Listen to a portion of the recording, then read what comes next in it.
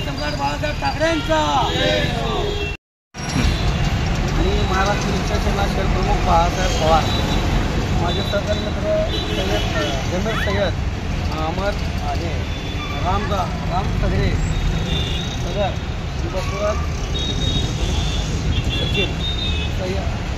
siphon,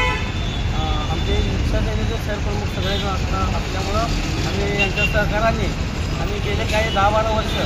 Balasaheb ठाकरेंचं स्मृती केलं आणि जयंती साजरी करत असतो या शिवाजी चौकात